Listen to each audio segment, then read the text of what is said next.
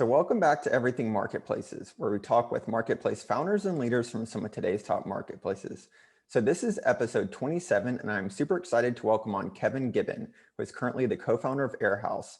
So prior to Airhouse, Kevin was the co-founder of Shyp, which many of you have probably heard of. So with this new startup Airhouse, though, Kevin and his team are building a marketplace for brands to access shipping and logistics, which is a massive market opportunity and one that I'm looking forward to learning more about and diving into with Kevin. I also want to give a big shout out to Brian Nichols before we jump into this for the intro to Kevin and making this possible. So Kevin, before we jump into things, let's maybe start off by you sharing more on your background for those that don't know you, and then what led you to start Airhouse. Yeah, sounds good. And also, thanks for having me. So I'll give a little intro of Airhouse, and then I'll kind of give a little backstory about Shyp and how it kind of led to Airhouse now. So Airhouse is an end-to-end fulfillment solution for e-commerce companies. And the reason that we wanted to start that, so Shyp, for anybody who doesn't know, that was my previous company. Also, my co-founder, Sarah, also worked there as well. And it was great consumer shipping product. We come to you, we package, we could take unpackaged or packaged items from you and ship them anywhere in the world. But it was a consumer shipping story. And we can get into a little later and why that didn't work out, but it ultimately did not work out. But that led us to really find out a lot about a customer segment that really didn't have the tools that they wanted to. And that really was this new modern, first off, direct to consumer brand that's making anything from like orthopedic dog beds, CBD gummies, or cactus water, or apparel, or all of these really cool things that you see in the marketplace today. What they were really missing was a fulfillment solution. So at Shyp, we did not serve them. It was, we would come pick up your items. It was not a completely outsourced solution. And now there are solutions out there for fulfillment. So there's warehouses called 3PLs that you can actually store your items in, but it's really tough. The tools do not look like your modern day tools like a Shopify would look like, or like the marketing analytics tools today would look like. And you're having to really work through a lot of these different things. And so we saw a huge pain point. And that's essentially what Airhouse is trying to solve, is for that entrepreneur that is making a unique physical product that does not want to actually ship it out themselves, has some scale, and is looking to become the next, call it Casper kind of thing. So that's what Airhouse, that's the problem that we're trying to solve. Awesome. Yeah, thanks for sharing more on that. So could you maybe give an example of maybe like a brand that would be a customer for Airhouse? Yeah. So let's use CBD seems to be very popular. So what's a good brand? Reese's. So CBD drink company. They started out as direct to consumer. So Shopify website. They got most of their initial customers probably from their initial launch, Instagram ads, Facebook ads, kind of a lot of these brands do the same sort of thing. People telling other people about it as well. And then they're going to, after they've manufactured it, they have to get it to the actual customer. So how do you do that? So prior to us, you would have to hire an operations person, also then hire an actual team to scale it up. You'd have to run an ERP process, probably with like 20 or 30 different warehouses. There's actually 10,000 of these 3PL warehouses in the US alone. So it's really hard to know who to work with. And so with us, it's as easy as going to us. We get you set up same day, sync your Shopify account, and then just tell you where to ship your product. And then we have on the back end, which is where the marketplace piece comes in, is that we actually partner with these 3PLs, these warehouses. So we'll tell you where to direct your stuff from your manufacturer, which we actually see a lot of overseas manufacturing now. We'll tell you exactly based on what type of product you have, how complicated the packaging is. There's a lot of brands today, and it may seem pretty easy, but a lot of these warehouses really do not want to deal with having to take the tissue paper from this supplier that you have and the custom box from this supplier that you have and kit it all up into something you're going to send to your end user, or any custom marketing campaigns or anything like that. And so there's a lot of other variables that kind of go into that. And so what we do is we know what type of product you're selling, what your actual needs are, and then we can match you best with the best people in our partner network. And one of the great things that we've actually noticed is that we kind of remove the unknown. So we're your trusted partner for as far as the brand goes. Like, we're on your team. We work with a lot of different partners, and also we actually churn through a lot of partners. I think 1 in 5 warehouses that we look at, we actually take on as partners, and then as that kind of we get more customers, we actually see how good their quality is, how good they actually are at specific things, and we just kind of remove a lot of that guesswork. So we could work, like today, we could work with somebody who's pre-launch of a brand that's looking to scale up. Like, I would definitely not recommend you looking to outsource your fulfillment from day one if you're not quite sure if your product's going to work or anything like that. But we can work directly with an entrepreneur. We could also work with an operations team to give them more leverage. But the whole goal is to have amazing technology, super customizable for the brand, which they do want a lot of customizable pieces, and then just have that really great partner network that we know for sure, because we have other companies actually using all of these warehouses, which ones are the best out of the 10,000 that there actually are in the US. Got it. Awesome. Yeah, I have quite a few questions about as far as the partner network and whatnot as a marketplace. Yeah. But maybe before we kind of jump into that, I do want to learn a little bit more about your previous experience with Shyp, and then maybe what led you to start Airhouse, and maybe some of like the key learnings that that played a factor in the early days of Airhouse too. Lots of key learnings. So I think we had a really amazing product for consumer shipping, and that was really, really tough to build. So what we actually had, we had warehouses. We at the height, we were in 5 different major markets. We had warehouses. We had people that would come to pick up your items. We actually had vans at a certain point. We had an amazing app experience that you could just take a picture of whatever you wanted to ship, and we would show up. At one point, we were on demand as well. And also we built all the software that could make it all work together. And that's really complicated. So for anybody out there who's listening, who knows anything about warehousing, we built our own WMS system to track everything throughout the warehouse. And that is not an easy feat. We were at the same time as like the DoorDashes and Instacarts were really rising. So we had to build all of our own routing technology to route people around cities to make sure we pick things up on time and everything. And it was really an amazing product. But what did not work is it wasn't venture scalable, because the consumer shipping market really just wasn't big enough. So I would say we had product market fit for the consumers. However, that just wasn't a big enough market. Like, especially when we had to have warehouses, we had so much upfront costs. We would have to get so much volume in a city to actually break even, which actually at the end, we actually were operationally profitable, which was a very hard feat.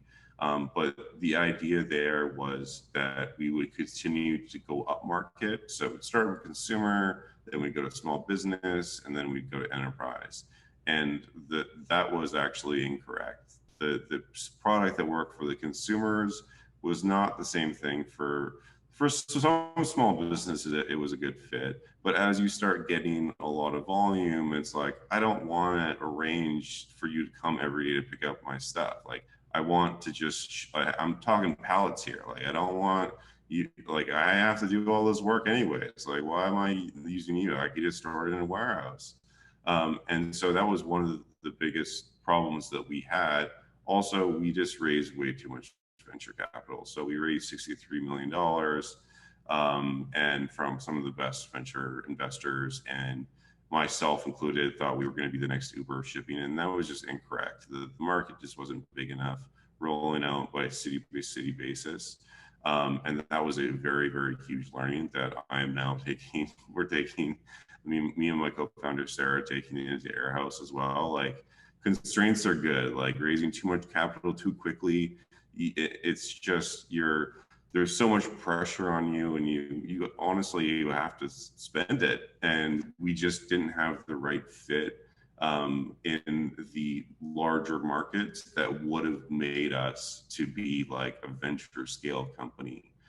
So that's a huge learning. Another one is that it's really hard to do a lot of everything right. So like, focus is super important. So like, we had to have the best technology team, product team, operations team, and I think we did do that, but it takes away, and it's really hard to move quickly and all of that. So now with Airhouse, we are 100% technology.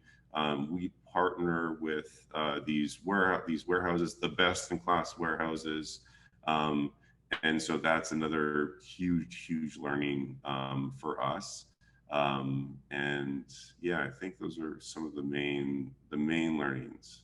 Awesome. Yeah, thanks for sharing more on that. I remember it was you were talking about, having the best and kind of investing in the entire experience. I know it was definitely like a magical experience for the end users, as most would describe.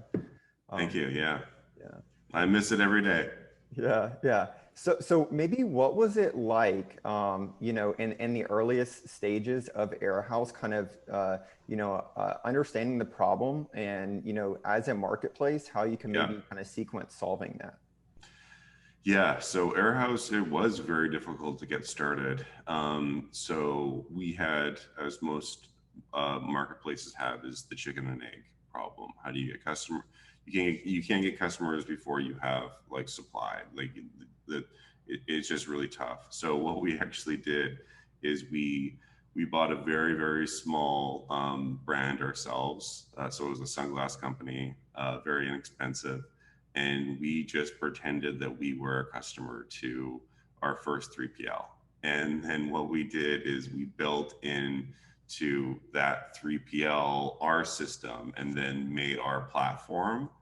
And then we were confident that we could basically send orders. So we integrate very deeply with the technology of the partners that we have.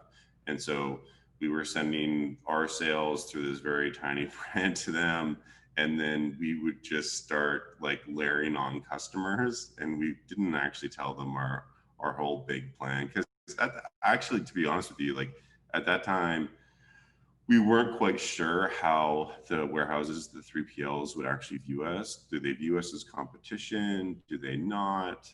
And so I knew going to them and be like, this is our master plan. Like, we want to work with you, but like, we don't have any customers. So what we did is like pretend we're a customer, and then to get the early customers, we actually did have. So we were stealth for about a year and a half, and we were launched under like a pseudonym brand, just because I think that marketplaces, and this thinking could be wrong, I think that we didn't want to have our name attached to this to try to, just for competitive reasons, early on. So because marketplaces, they're really, really tough to start, but once you get them going, they really do kind of like, it works really, really well if you do have like the right product fit. So we launched under a pseudonym, and we just got customers through like Google AdWords, and then we just worked through the initial partner that we had. It was like a single 3PL, and then as we got more volume, it was multiple 3PLs, and then it was, then as soon as the scale kind of tipped, that we had like actual real volume, we were able to go to the larger 3PLs and be like, this is what we do. Like we will eliminate the need for you to market or sales or sell anything, which typically a lot of these warehouses, like that's not their core competency. It's on the operations side of things, and that's definitely what we found. And so we were just able to be like, do you want a lot of volume without having to pay for it? And when we had that volume, that kind of tipped the scales. But as you know, like any marketplace, it's both. One of the other sides is kind of you don't have enough supply, you don't have enough demand. But it's been actually really encouraging that we've never been demand constrained. So we've always had it has been a struggle to get quality partners on the warehousing side of things, but we've continued to kind of break through that, and especially with the more volume, and then also as we push in more of our technology, and also we're their partner. We want to fix all of the problems they have. It's the reason that if you look at any scaled brand today, they have these huge operations teams, and they also outsource everything as far as like, they don't have warehouses. But the reason for that is because there's so many emails going back and forth. Their technology doesn't integrate with the modern tools, all of those things. So at the same time, we could solve that for the brand and also for the actual art partner on the supply side as well, by just eliminating all of that and working with their maybe not so great systems on the warehousing side, and then making it look like to the brand that it just works like magic, which is what we did. Very similar to Shyp, but obviously different market. Awesome. Yeah, that's a great story. Thanks for sharing more. I was going to ask if we were going to see a box of Airhouse sunglasses, but for the official brand. But yeah, it sounds like that was that was an offshoot brand earlier. It was an offshoot brand, not Airhouse. Yeah, it was. It was called South Beach Shades. Nice. Yeah. Yeah. So I do have a question because you mentioned using technology more so than the actual kind of I would say people to kind of scale, which some other managed marketplaces have to scale with the workforce and whatnot. Say for instance like a Flexport. So yeah. How like at what stage did you really start to introduce and emphasize kind of technology? Day one. That's also another huge learning from Shyp, but also just everybody that's trying to do this as well. I think Ryan, the founder of Flexport, he actually had a good blog post around they didn't introduce technology soon enough, and they kind of scaled the people side of things, in which they're in a completely different type of business. And they have way more suppliers. They're dealing with probably tens of thousands of different people around the world, where us on the 3PL side, like it's dozens and hundreds. So it's a little different. But from those things, we wanted to make sure that we're a technology company and we're not looking to scale this. And that's why it actually took us a year and a half to launch publicly, because we wanted to make sure that we had the right quality for these brands, and when a lot had to do with the technology and making sure that it worked, and also that it was super scalable. And I don't want to pour. So to date, we've raised $5.5 million, call that the seed round, and really wanted to be careful, and that actually came in a few different tranches. And as soon as we were more comfortable to add more people on, to scale the technology, that's when we raised a little bit more money, kind of doing this rolling seed thing. And that's another huge learning from Shyp. Do not raise too much money. Make sure you're deploying it the right way. And for us, it's always been in technology. So we can automate those processes. We could take the approach to have 100 or 500 customer service people on the back end to just like figure out when, like, why is this order late, and why didn't this thing go out in time, and why is this thing damaged, and like just try to make it work that way. That's not something that is really, it's for one really not scalable, and like it's not the experience that the customers will want. So we really invest in technology from day one. Awesome. Cool. Thanks for sharing more on that. So Yeah. So I have a question as far as you mentioned some of the different points in the business, and raising now with Airhouse. Could you maybe share, and feel free if you don't want to share, whatever, to whatever extent, but maybe like what at what stage was the marketplace from like a GMV kind of side, or some kind of metrics that you raised? It really wasn't about that per se. It's always been on the number of customers and the number of active customers that we do have. Because in this business, and this is actually very similar to Shopify. So Shopify is like kind of like, if you look at it from like a stock market perspective, it's kind of like an index fund for like all of these smaller brands. And if you focus on GMV or even revenue from an early stage, I think that's a mistake. And so what we focused on is just the number of customers that we get. And the reason for that is because we, for one, don't know which customers are going to take off.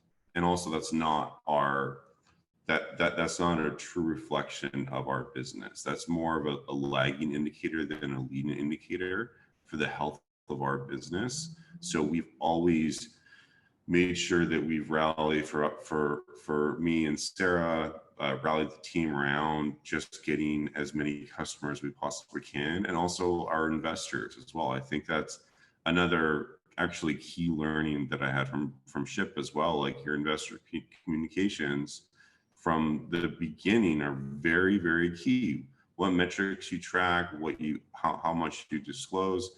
At Shyp before, I thought that piece of the business didn't really matter as much. Like, we were a high flying startup, and we were touted to be the next Uber of shipping and all this, and like, investors don't know like a lot, but it really does matter.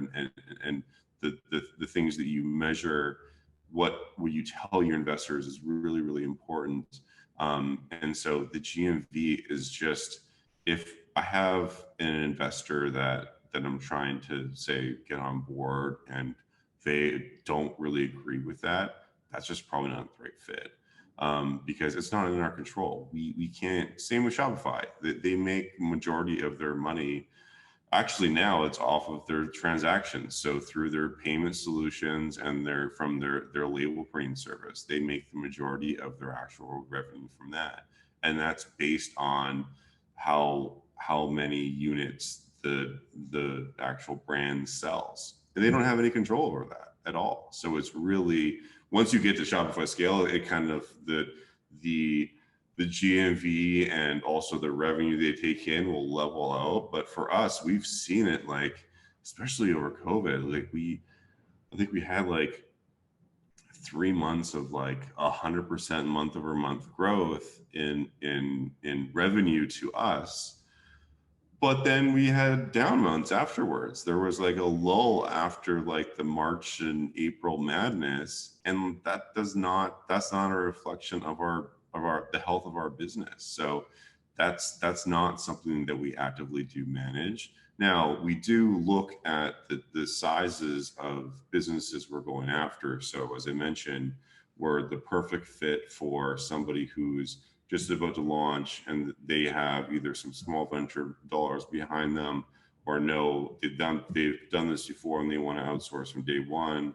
And I'd say that we're working towards right now to service like a $20 million brand. And that's a space that we fit in. And so we want to continue to move up market with a lot of products and services and integrations into all of the other systems that we have. But we're really laser focused on where we're focused on where we can actually provide the most value. So that is another thing we do look at, like the average customer that we're onboarding, what stage are they are at, and we'll look to move that up. Awesome. Yeah, thanks for sharing more. So, so I do have a question as far as since you brought up Shopify, which is of course kind of like the storefront kind of component of selling online. So it sounds like you're kind of positioning yourself as almost like the wedge within the kind of fulfillment space, whereas there's Shopify, then there's Stripe, and then there's Airhouse. Is that correct? You got it. Yeah. Awesome. Yeah, we want to make it as easy as those companies make it, and I look at it very similar.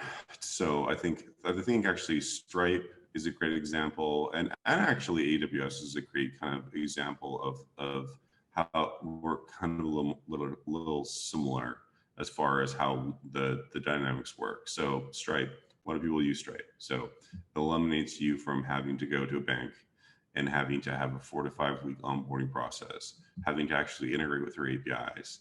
And then maintain that over time. You could have done what Stripe did and sell online before Stripe existed, of course. We do the same thing. Instead of you having to actually hire an operations manager, an operations team to scale this, having to talk to probably 20 to 30 different warehouses, you could come to us and get signed up in a day versus the typical, actually the onboarding process for a lot of these warehouses, we go direct, is up to 6 months. And that's just kind of crazy. So we eliminate all those things. So that's very similar. And also to AWS, so I remember times, so my background is in engineering initially. So like, I remember times where you'd have to go to like an actual, so Rackspace is, I guess, the only example I can think of right now. But like Rackspace, you go and you can actually you get your own hardware, and you have to specify what type of hardware you want to have, and then you have to provision it, and and that really was not great. Before that, you actually had to have your own data centers, and you'd see these companies. This is what Facebook and all these companies had to do before AWS existed. So what AWS did, and now a lot of other competitors, is they just remove the abstraction. But on the very bottom level, there's this physical infrastructure. There's actual there's servers. And also with Stripe, there's payment networks. And so we're trying to do the same thing on the fulfillment side, and just level up and not have to worry about if things got there, who to actually partner with. And there's actually a lot of strength in the network. Customization, so we're working a lot on that. There's a lot of brands that they sell on Shopify, or they may sell on BigCommerce, or they may sell somewhere else, or they may have wholesale, and they need to be compliant with they're selling to Shopbop or something like that. We want to just really remove that knowledge that a brand had to have before. And so that's kind of the way I kind of look at it, and comparing it to other types of companies that have had success in other industries, of course. Nice. And then I'm assuming from a brand side, it's a pretty high switching cost, right? It is. However, it's if you talk to a brand, the scaled brand, they've probably switched 3PLs at least 3 to 6 times because they are not happy with a number of different things. So it could be their growth is just so explosive that the smaller 3PLs that would have taken them on early on, they just can't handle it. So that's one reason. Another one is quality. So are you getting things out on time? Are you damaging things? Are you actually following the packaging requirements for this brand? Those all may seem very simple, and everybody has the same sales pitch as far as on the 3PL side of things, but you really don't know what you're going to get until you actually start using it, which is a huge benefit for us. So that's kind of what we can provide to these 3PLs, and our sales pitch is really like, hey, we're your partner. It really doesn't matter which of the 3PLs you work with. Like if there is a problem, we could switch you out same day. And now, like right now, as we build the network, like we're still building it as well. We'll even cover the switching costs. So like we'll like freight over your stuff to one of our other partners that we know is going to be a better fit. And you only use our technology. You really don't know anything different except for it's coming out of a different location and you ship your stuff to a different location as you order it. But you are right though. The switching costs are very high, but you just need to catch the brand at that time that they're really just, if they've already outsourced something that they have, that they're looking around. And then for us, it's just like, well, what's the downside? Also, for other things that we provide, we don't have any minimums. So you want to trial with us, no problem. We have simplified pricing. The 3PL industry is notorious for kind of the nickel and diming piece. And it's frustrating from a brand perspective. And you're then having to have a finance team to go through every single charge and all of those things. So we're cleaning up a lot of those different things. But also on the partner side, I don't want to shit on our 3PL partners because they're not working with the best technology, and they definitely do have the best intentions, and so we're able to help them out as well, and they don't have to worry about getting customers, and so it's kind of a balance between the two. But yeah, we hope that the switching costs to move away from us is very high because it's like, we have this network and we have amazing technology and we work with all of your modern tools. And we have all of these other things. And so I do hope the switching costs from us will be quite high. And that's actually what we've seen. We to date churned very little customers. We churned one very large customer that honestly we took on too much too early, and that's why I say that like we're good up until like the revenue range is kind of a rough range, but we kind of went over that early on, and it was just they had so many different suppliers and so many different sales channels that we just we're trying to keep up, but like it just wasn't the right fit. And that's again where focus really comes in. Focus on solving the problem properly. I think that the winner, if this is going to be a model, which I do see other companies doing a similar model to Airhouse. Shopify also is one of them. They have a competing product.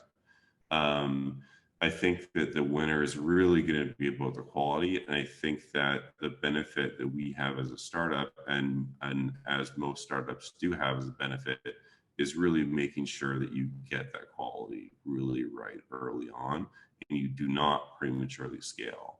That was also another problem we had with Shyp is that we went way too quickly. We had way too much venture dollars, and that did not turn out well for us. Yeah, yeah. Cool. So we're going to jump in here at questions a little bit because I have some demos about that. Maybe Yeah, before we do though, so the group is a lot of early stage marketplace founders, and just kind of given your awesome. experience in managed marketplaces particularly, do you have anything that you kind of like to share before we jump into the questions that might be helpful for us? Let's see. I have a few notes here on the marketplace side. I feel like that's quite an extensive conversation in itself, just asking, generalized learnings, but. Yeah, and also, yeah, I'd say that it's like, so for us, we're two-sided managed marketplace, like this is actually something I didn't mention. So we handle everything with our actual partners. You come to us, you only talk to us. You have a single invoice. You could use like 10 of our different 3PL partners. It doesn't matter.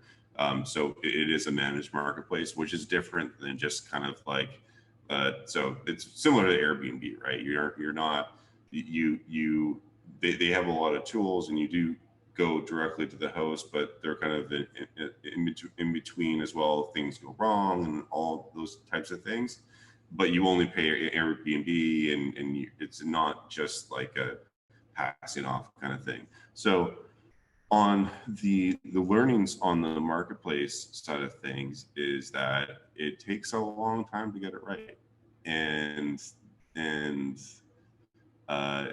that's okay. And I think that the early stages where you could focus and making sure your quality for whatever use case you have is there. And I'm very passionate about being like a 10x better improvement over what you could get somewhere else.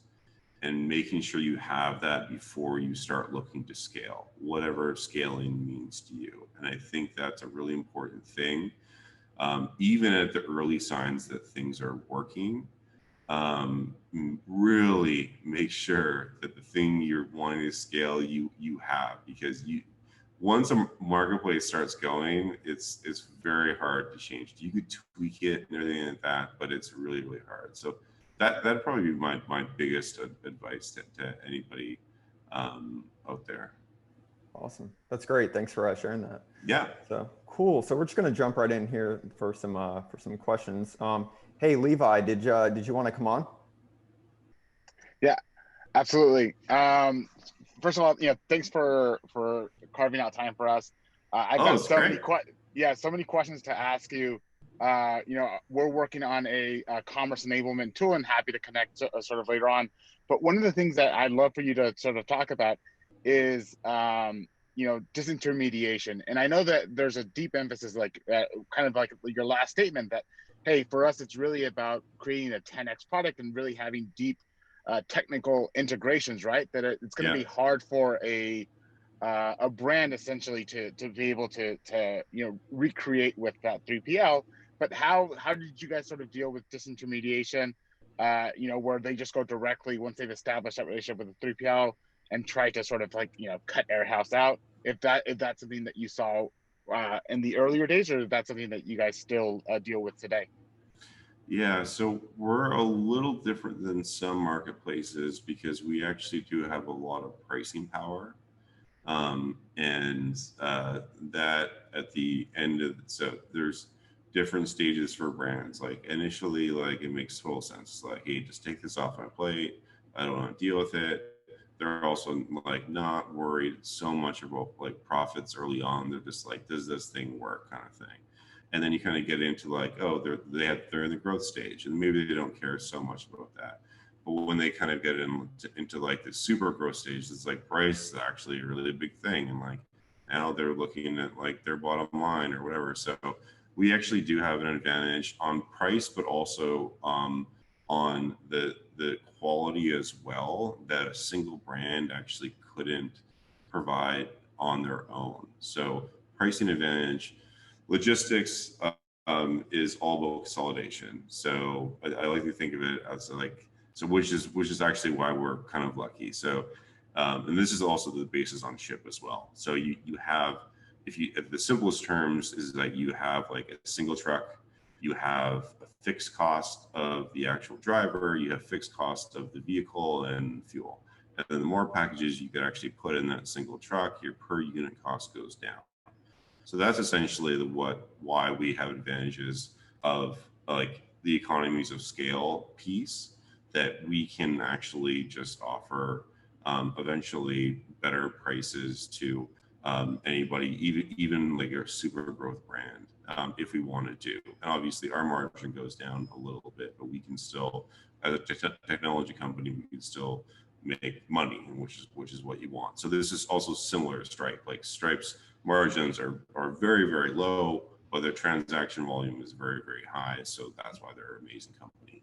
And I think that for us in our specific marketplace, the quality piece is actually something that is really, really important. So what we're able to do is that we look like a single massive customer to a single 3PL. So we're able to bring the best kind of like in class 3PLs. We're now dealing with like the very big 3PLs to the smaller brands. And you just can't do that as like an individual brand.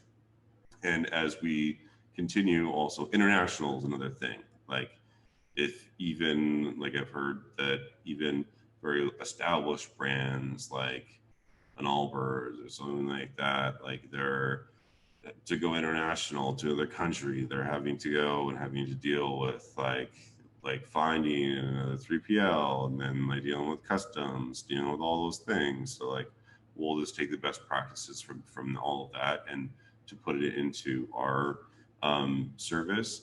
But I think it's different for a lot of different marketplaces. Like I know that like for instance, like TaskRabbit, I think they had actually a big problem with that. Is like you find a good like person, and you're like, hey, why don't you just come directly to me next time? So I think that what should go into your mind when you're thinking about like the marketplace dynamics, but it's obviously unique to every single marketplace.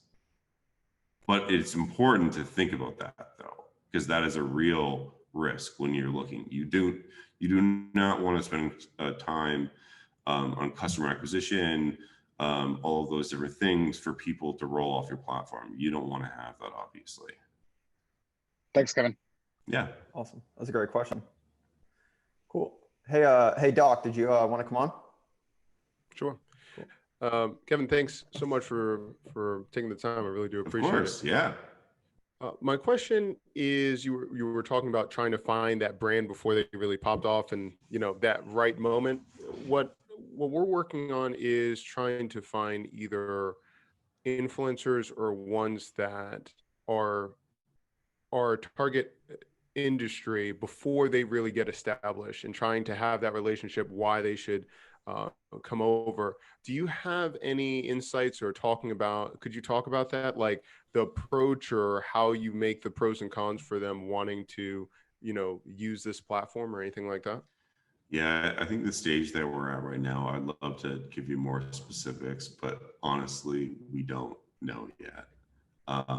It's for us, it's always been supply constrained. We've been really dealing with, like, we've had to turn off customer acquisition, I think 3 times now, because it's been the quality on the 3PL warehousing side, which I think right now, I think we have like 7 or 8 months that we should be good based on our current partners, which is nice.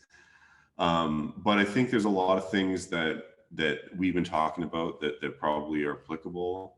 So obviously, like employee, like to find the brands that are like skyrocketing. So like employee growth, that's definitely one. It's a signal. Like there are other things like followers on Instagram and all of these different things. There's a lot of different signals online that you could probably productize to make sure that if it isn't like an outbound sales or marketing effort, that you're kind of getting them at that right inflection point. But that's also very important. Like I think that depending on what your product is, like if you're a mid-market customer mid-market product, like how do you determine when they actually get to your size? But I think nowadays there's a lot of different things. It could even be like what plugins they're using on Shopify, for example, which is all scrapable, and you can like really like programatize that type of thing. It's like, oh, if they're using this thing, this analytics platform, or this, that they probably have some other person that's doing all of this. But I don't have the right answer right now. So sorry to say. No, but that was really helpful to think about it. Thanks so much. Yeah, thank you. Awesome. Hey, so I actually have a question myself. Since you mentioned that you're not supply constrained, but more so on the demand side. No, other way. Or sorry, other way. Yeah. So how do you see that kind of as you grow and kind of scale as a platform or kind of marketplace yourself? How do you see that potentially changing, and at what points? I honestly think that we're going to continue to be supply constrained. There has been just a real thirst for what we're building, because people just don't want to deal with it. Like we're replacing, like, think of yourself, you're an operations manager, an operations team, you're looking for another 3PL solution, you're having to contact 20 or 30 people, and schedule calls and schedule like meetings and all of these different things. I think that being in between is a huge value. So I honestly don't think that we will be demand constrained unless we try to go too fast, honestly. But I think that for us, like, I think that we are a really amazing product for anybody, as I said, getting started out, or they've already outsourced their solution and they're not happy with their solution, up until like $20 million in annualized revenue. I think that we will, as we continue to go up market, and also build tools that work with these companies. That is another unknown as well, because as a brand that is doing 20 million, 50 million, $100 million, that they have different needs. They have so many different sales channels. They have so many different things. They may have pop-up stores. They may have different events. They may have a lot of different other things, other needs. They have much more accurate, forecasting, demand planning, for example. That's a really, like, I'd say one of the hardest parts of building a brand. Like, once you have like a product that people want, how do you know how much product to order from your supplier? Because you have a negative cash flow business, right? Like, you have to actually pay your supplier before you actually have the sales. How do you know? Like, do you, like, the best brands in the world? So Apple actually is the best brand in the world. And I used to have at Shyp, I was lucky enough to get, as one of my board members, one of the people, he reported to Tim Cook, or she reported to Tim Cook.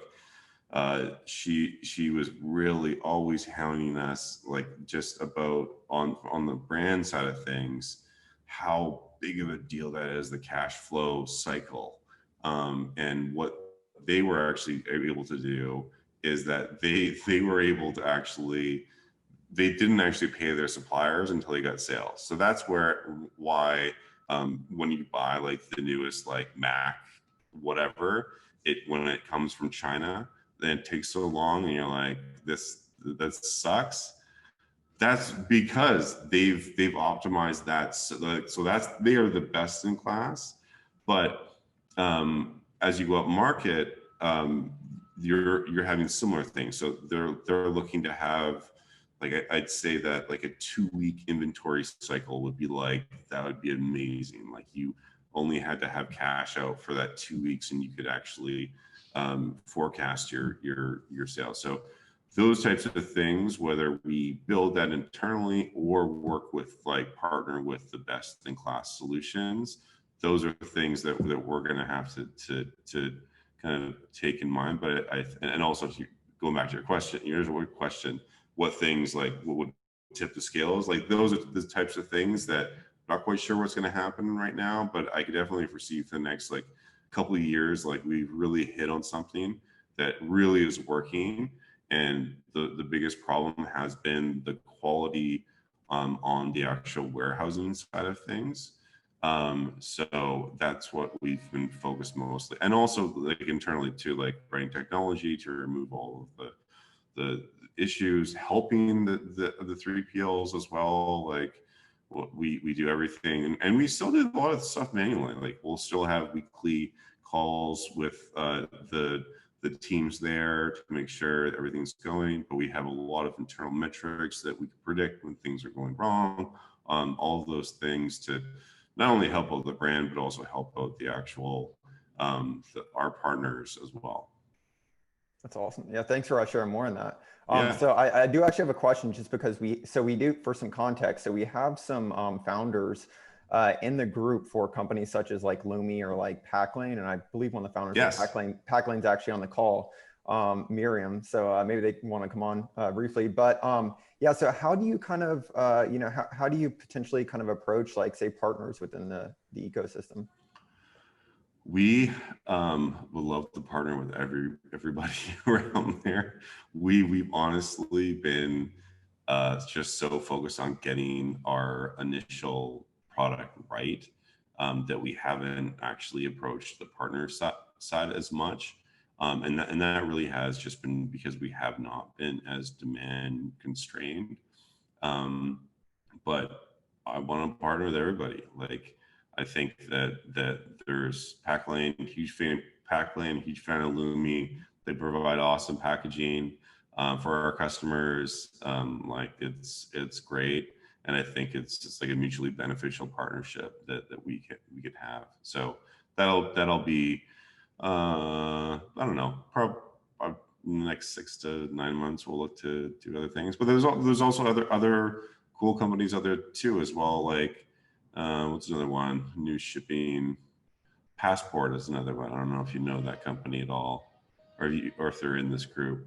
Yeah, I don't believe they're in the group, but yeah. So they help out with international shipping, and right now we're only US based, so that makes sense to partner with them. They can send us leads, we send them leads.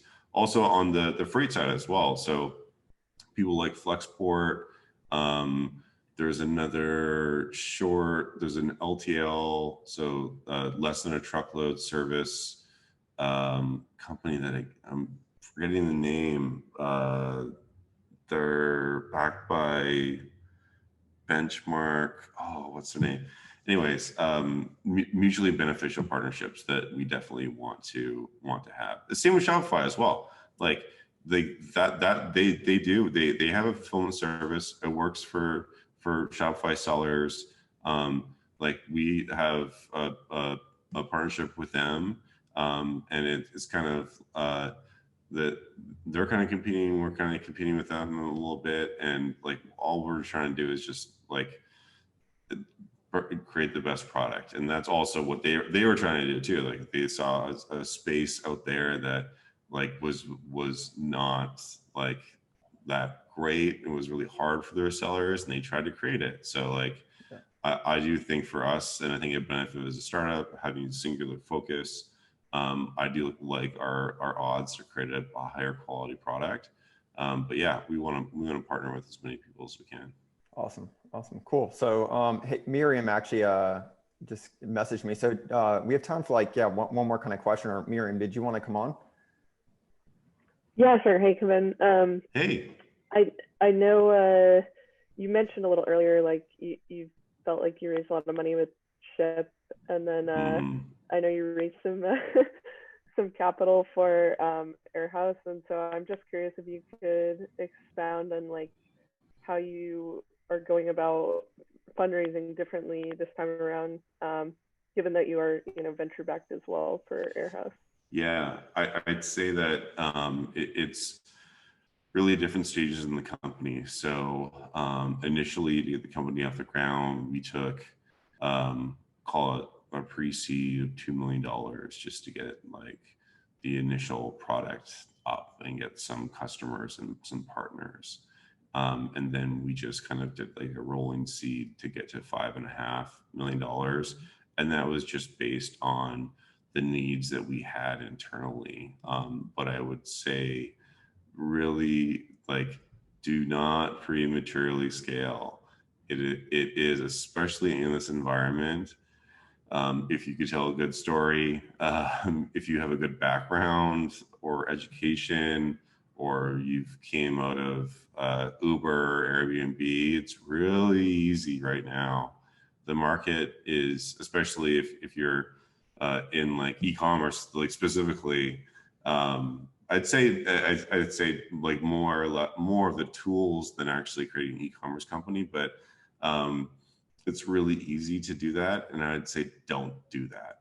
I love constraints are good, so we tried to keep the team as small as possible. We were only 4 or 5 people up until like 3 months ago, and just focusing, and like myself and my co-founder doing like, well, I'm not like, I'm an engineer by trade, but I'm my skills are nowhere close to what even the small team that we have today.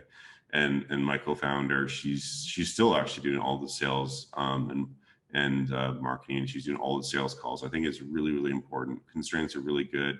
It forces you to do just the one thing that your customers really want, because you don't have all these crazy like resources. And I think that actually is a huge benefit for like versus the incumbent. Like a huge company, they can throw $100 million at some problem, but they're just going to prematurely scale, and they're not going to focus on the right things. And I think that is a benefit as a startup. And to maybe go to your other point, how I'm thinking about fundraising as we kind of go along, like I do think this is a venture backable business. Our goal is to create the next Stripe, the next Shopify type company in the fulfillment space. So I won't be shy to raise money when we get to this certain points of inflection for growth or product or whatever that is. But I think it's really, really important to just be honest with yourself and only take the capital when you absolutely do need it, because the expectations change. You have a lot more people in the room. You can't be as nimble. You also have a larger team, all of those different things. So yeah, that's kind of my advice on fundraising. But when you got something that really hits off, go. And if you're a market leader, go raise. And I'm a capitalist. I want to build a big giant company that solves a lot of problems. So when you do see those inflection points, you don't be shy, and capital can be a huge advantage to your company. Cool, thanks. Awesome. Yeah. Oh, that was great. That was a great way to wrap it up and end it. So wow, thanks so much, Kevin. I really appreciate taking the time to join us and of course, yeah. Yeah, so we're time for a little plug. So where can we kind of keep up to you in the latest? Yeah, so our website, airhouse.io, is where you could find basically everything you need to know about Airhouse. I think that's probably it. Yeah. Awesome. Well, we'll definitely be following along and rooting for you guys. Yes. Thanks so much. All right. Thanks so much, Kevin. And thanks everyone for joining in.